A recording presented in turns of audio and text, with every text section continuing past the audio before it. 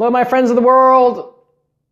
Just got off a Facebook Live with my secret GPS group where I always post different things on how to help them scale their business as entrepreneurs, as global speakers, and as online consultants. And I'm always super stoked to share the amazing phenomenal results, the GPS program where I teach you how to become a global speaker, how to get paid as a speaker, how to travel, how to inspire, and you create programs online. And so we have Carrie in Hong Kong who spoke recently, and she has a book that came out. And we have Dragana who just gave a keynote in Dallas, Texas. She's killing it, and she just came back from Dubai. We have Ernest who just booked a speech in Ireland, and Ernest is based in Miami. And we have Shazad. Shazad's our youngest gifter. She's in her early 20s. She's kind of like our adopted younger sister, and just so proud of her. Shazad was one of our first gifters back in October of last year, and she said point blank, she's like, Chris, is this program ready? Is this program really for me? And I don't have a lot of experience. I'm like, yes, you do. And I walked her through some of the things she can share, and now here she is. Let's see, about 7-8 months later. And she's going to be one of the youngest, she's the youngest speaker in our program, but she's going to be one of the youngest speakers speaking at a conference in Sweden and in front of 100 plus entrepreneurs. So for those of you who wonder if you can do it, you can. Look at Shazad as an example. And I'm just so proud of all our gifters because all of us start at different stages, but you can all share your story. As long as you focus on your audience, you focus on the value you bring into your audience, the value you're going to give to your audience, and knowing that your story is a gift to the audience, that's how you get through your nervousness. And like all things, you have to do more to be more. And if you want to be a better speaker, just speak more.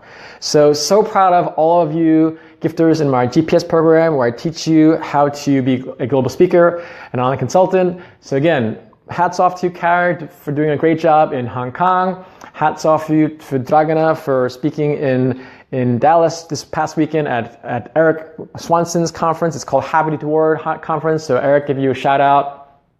Hats off to you, Ernest White II. Happy birthday to your mother who just turned, I think, 79, you said. And so congratulations on speaking in Ireland.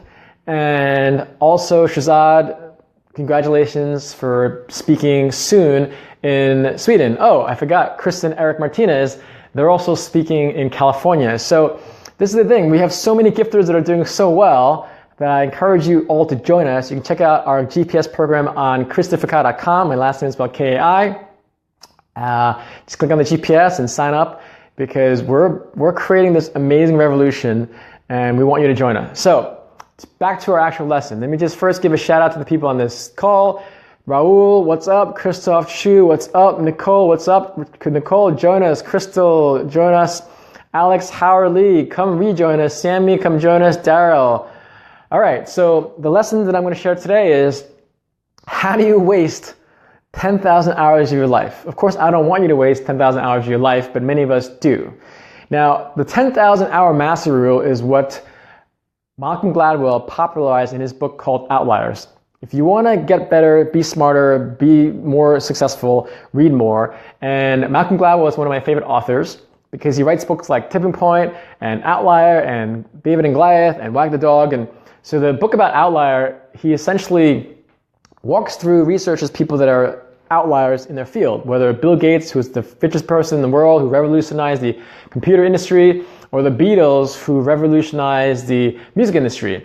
And so with what he found was that all the people that did well in life, that were exceptional, supposed geniuses, it wasn't just that they were naturally talented, some of them were, some of them were not, but they found that those that spend 10,000 hours in terms of what he calls a mastery rule became these Bill Gates and the Beatles of the world. But here's the thing that you may or may not know. When I say, hey, have you heard of the 10,000 hour rule? Most people know what it is, and they reference it back to Malcolm Gladwell. What people don't realize is that it's not Malcolm Gladwell that did the study. It's this guy, Anders Ericsson, who did the study, and he wrote this book called Peak, and he studies peak performance. So Anders Ericsson is the guy that actually did this, and Anders Ericsson, he has a PhD, and his work has been cited in bestsellers like Moonwalking with Einstein and Outliers, and he lives in Florida. So this is a perfect example of how what I call borrowed credibility. Many of my clients think, well, Chris, what credibility do I have of sharing a story or creating programs? The credibility is you borrow the credibility from other people, meaning if I say I want to talk about meditation, I might not be a Buddhist monk or might not be a skilled meditator, although I have been meditating for 20 years. I'll find Harvard research studies that talk about why meditation is important, and it's been empirically studied. Just like with me, when I talk about networking, I wrote a book about networking with billionaires and executives. And so your network is the number one best predictor for your career success, but I'm using an association with network science and empirical study. And lastly, again, even with Malcolm Gladwell, one of the most well-known authors and thought leaders in the world, he is known for the 10,000 hour rule, but he didn't create it. This guy did the work. Anders Ericsson, Malcolm Gladwell took that and utilized it in his book. So let me break this down to the 10,000 hours. 10,000 hours, if that's what it requires you to be a master in whatever field you do, whether in computers as Bill Gates or musicianship and music as in the Beatles, or whatever you are. I can honestly say that I spent 10,000 hours on speaking. I spent 10,000 hours on sales training, specifically writing. And so I know that the reason why I'm doing what I'm doing is because it takes a lot of time. Now, the reason why how you can waste that is if the average American wastes 5 hours a day on television, that's 25 hours a week. I also read that people spend 4+ hours on social media. But to keep the math simple, let's say you spend 10 hours a week on TV or social media. That's 10 hours a week. You times that by 52. We're going to keep the numbers just more rounded so that's easier to relate. Let's say you waste 500 hours a week, 500 hours a year on TV. Times that by 10 years, that's 5,000 hours. Times that by 20 years, that's 10,000 hours. In the course of your lifetime, we all will hopefully have a career or you're going to be working for at least 20 years, but more so 40 years. But let's say 20 years you're working. You've just wasted 10,000 hours of your life if you watch TV or on social media that is not related to your business for 10 hours a week. And I want to compound this because this is exactly why people succeed and exactly why people don't succeed. I posted a video last night about Michael Phelps, who's the most successful Olympian in the world. He won the most medals in the world. And he talked about how he trained consistently for 5 years every single day. 365 days times 5 years. You do the math. That's a little bit under 2,000 days that he did. Same thing with myself. When I wrote my first book, this is not my first book, but my first book, I'm always looking for my books. That's a running joke with me. But the first book I wrote was about college success, and when I was most committed, I wrote every single day. Sometimes I wrote 3 hours, sometimes I wrote 2 hours, sometimes I wrote a half hour. Even in the worst, most challenging days, I wrote every single day. And it's very gratifying to know that your success is based on consistency. There's no secrets of life. The secret is be consistent. So how to waste 10,000 hours is just spend 10 hours a week for the next 20 years, and your life will just go by. And you're going to look at yourself. Are you going to look at your canvas of your life in the next 20 years and say, whoa, Chris, I can tell you all the episodes I watched on Game of Thrones and Breaking Bad and Orange is the New Black, I don't have a TV. I haven't watched TV in years and years and years and years, and there's very limited exceptions to that. But I just want to challenge you that your time is going to go by whether you want to like it or not. And imagine your life as a canvas, and your canvas is going to be filled with all these shows that you might like to watch, but they're just wanting you to watch more shows so you can live less of a life that you deserve. Or you can have a canvas that you can say, I spoke in Australia, I spoke in Jamaica, I got to go to the White House last year, I got to speak for the US Consul event, I had a #1 best-selling book. And again, I tell you these things because remember, I started with very modest beginnings. My mother was a school teacher, my father was a case manager, so if I can do this, I know you can. Even with my speaking program. Though I've spoken all around the world, I've given over 1,000 presentations, I started at an all-black Pentecostal church in Stamford, Connecticut, 16 years ago, and I got paid $50. I charge $20,000 now. They fly me out, first class, business class, they put me up in a nice hotel, but I got paid $50 for my first speech. So wherever you are, if I can do it, you can do it. If I can do it, you can do it. So I stress the fact that, you can either waste 10,000 hours of your life, or you're going to create some kind of mastery in your life. You all have the ability, whether in your workplace, your personal place. They've done studies. A guy named Daniel Pink, if you want to hear a great video where he talks about the surprising truth that motivates us, it was 3 things on YouTube. You just Google that. The 3 most surprising things that motivates us are, I have acronyms, as you all know I do. AMP, A-M-P. You want to amp up your life. A stands for autonomy. M stands for mastery. P stands for purpose. A, I'm an entrepreneur. I'm self-employed. I've been self-employed for 17 years now. I do what I want, when I want, with whenever I want, with whomever I want. That's complete freedom. You have someone that might be like Elon Musk or a lawyer or a doctor that might make a lot more money than me at this point, but I have more freedom than some of these people that make a ton more money than I do as a lawyer, investment banker, but I don't care because I have freedom. I'd rather have my freedom than have a day job every day. So autonomy, find time to do what you want, when you want, whenever you want. It's about your enjoyment, because if you're happier, the people around you will be happier. If those people around you will be happier, the world will be happier. Next point is mastery. You want to do something that you're good at, whether it's writing, whether it's speaking, whether it's singing, just for pure enjoyment. And lastly, purpose. The reason why I'm so inspired by the community that we're building, the GPS community, the gifted professional speaker community, is not just about teaching you how to get paid and making money $100,000 a year or more than that as a speaker or online consultant. It's about this community we're building. That's my purpose. My purpose is to inspire, to lead, to inform you on how to live a better life, because I meet too many people that are wasting not just 10,000 hours, but their whole life. And it's unfortunate because they think they don't have the confidence, they think they don't have the skill set, they think they don't have the connections, but it's all about taking step-by-step consistent things, surround yourself with a team of people that can support you. So just know that if you don't want to waste 10,000 hours and you want to shift that 10,000 hours to doing things of value, 10 hours a week, if you are wasting time watching TV, and even though you might enjoy TV, just minimize. Just first, the thing you should do this week is just track how many hours you spend on TV, on internet, on social media that is not moving you toward your goal.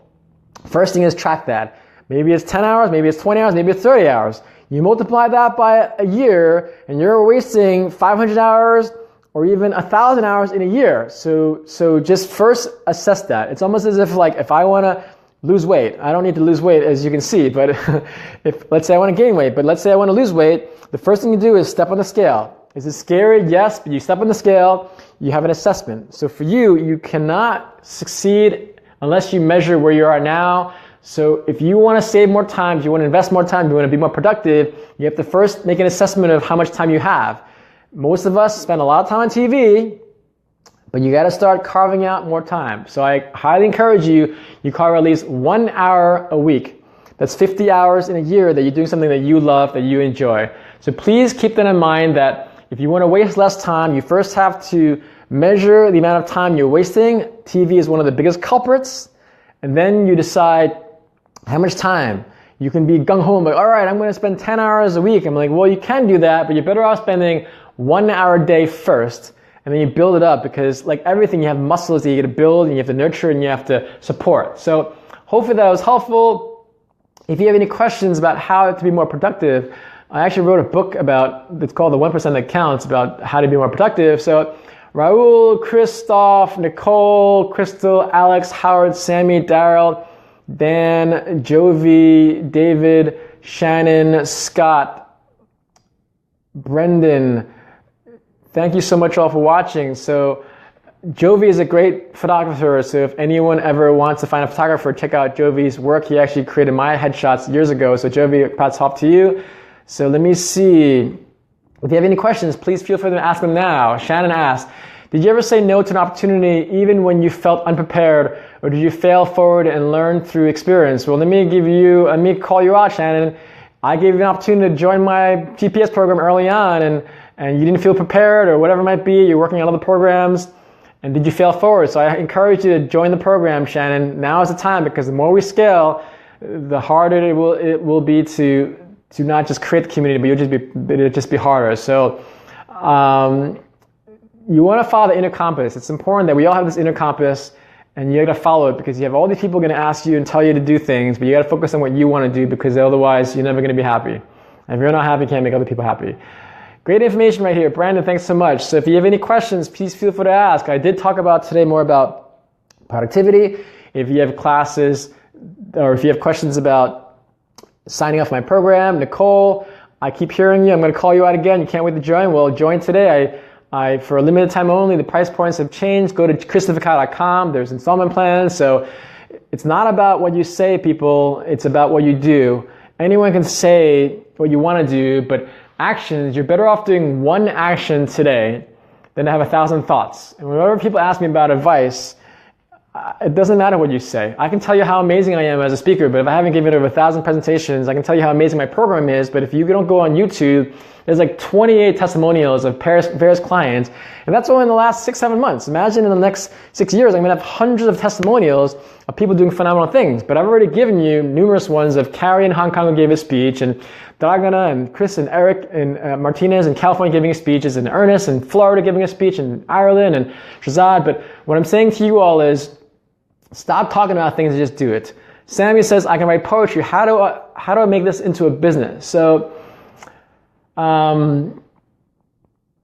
for poetry, I still believe you can make money if it's more simple. I mean, creative people sometimes aren't the most business-minded people, and I'm generalizing, but I'm just going to be very direct.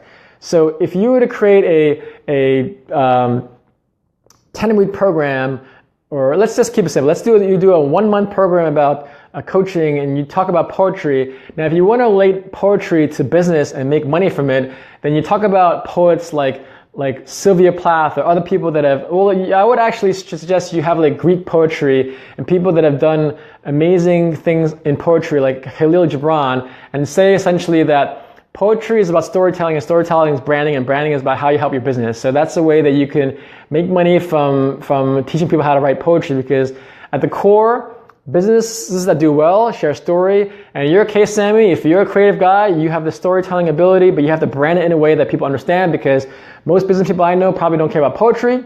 But here's a perfect example, Sammy. I have a great friend named Sekou, S-E-K-O-U. He makes 10, 20 grand on a speech, and he's a spoken word poet. So there's your answer. This guy has made money on poetry, and he's a global leader. He's a good friend of mine. He's a great guy. So does anyone have any questions? Shazad, Sweden says yes. Shazad, great seeing you. Nicole, so anyone have any final questions before we go? Thank you again so much for tuning in. Raul, Christoph, Nicole, Crystal, Alex, and so some of you are business people. You might say, well, I don't know why I should be a speaker. Well, this is why. If any of you are in any level of sales role, business development role, being a